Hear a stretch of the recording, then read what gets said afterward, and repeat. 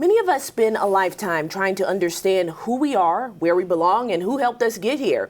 That journey is at the heart of a new memoir called The Power of the River. It's written by Ed Taylor, a vice provost and dean at the University of Washington, and a former Gonzaga University basketball player. He is here with us this morning. Thank you so much, Ed, for being here. Shante, I'm honored to be here with you. First of all, the cover is absolutely amazing. So that was already just speaking to me from seeing it. What made you want to write a memoir? Well, first, the cover does the work I wanted to do, which is a tribute to my mother, and there's my sister on the cover. I told her about the book just last week, so she was a little surprised. A dear friend of mine, I stay up late at night sometimes, and we text. Her name is Kathy Byer. She is wheelchair bound. Her husband, who is a mathematician, is having some memory problems. And one evening, she went to the head. She said, "Ed, you should write a book." She texted me. And that was a hard no for me. I said absolutely not. A week later, she went to the heart and she said, Dick and I don't have that much longer to live. She's exaggerating that point a little bit, but she said, you should write stories. And so I would sit up at night and I'd write stories that I would write to Kathy and Dick. And after the first one, she said, this reads like a love letter to your mother. And that hooked me. She went to the heart. And so you'll see in the first chapter of the book, I was writing essentially what I thought was a love letter to my mother that inspired me to continue writing. So it was a lovely journey. So I would write at night and pass on versions, and Kathy would read them and then read them to her husband Dick.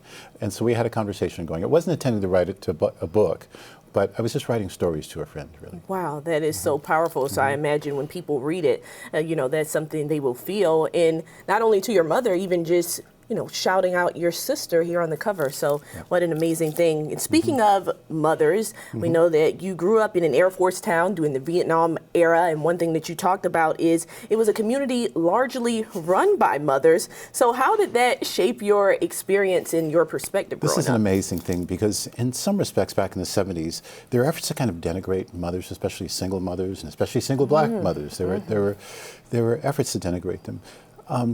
But as a 5-year-old, a 6 or 7-year-old, I would go out and play, and my mother would go to work, and I'd ride my bike down the street, and my mom would come back at the end of the day and say, what did I tell you about using foul language at the park? And I think, how did you know? And at some point we realized as young kids that we were being raised by mothers who were Air Force women whose husbands had gone away.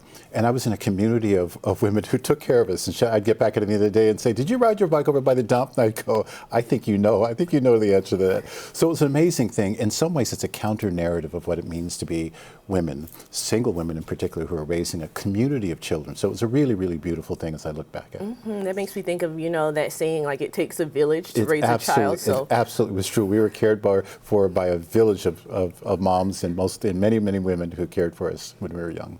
So you talk about, going through the neighborhood, playing. Was that when you discovered basketball? Basketball kind of discovered me in small towns. I grew up in a little town called Lompoc, California.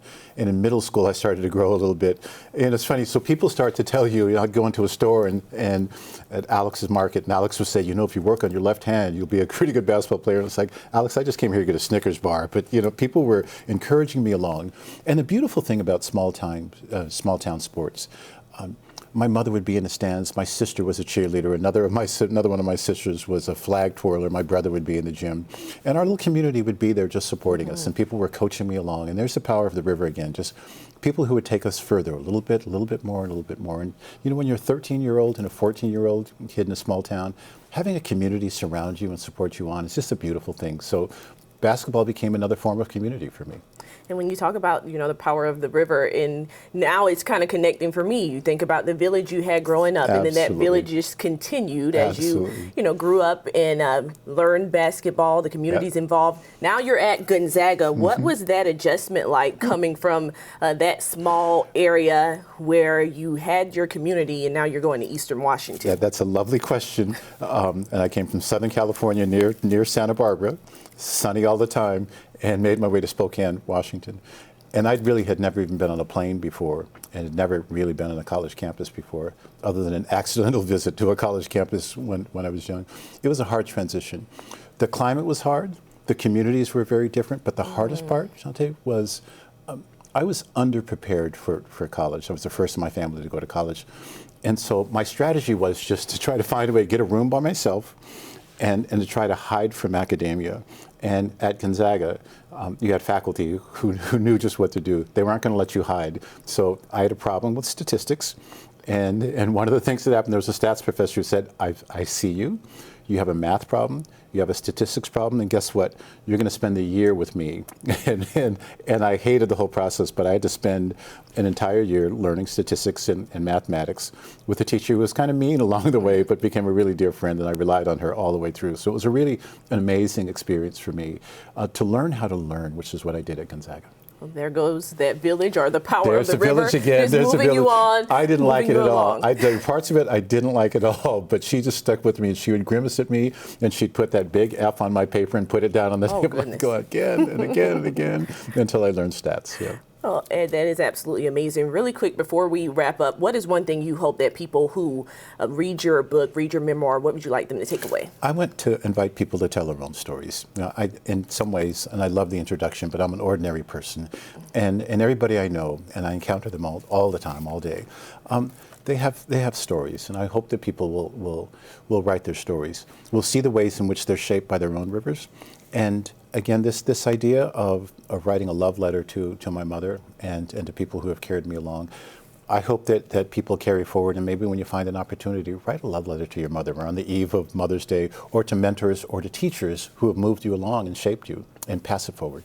Thank you, Ed. And that's, the power of the river, just keeping things rolling. So we appreciate you.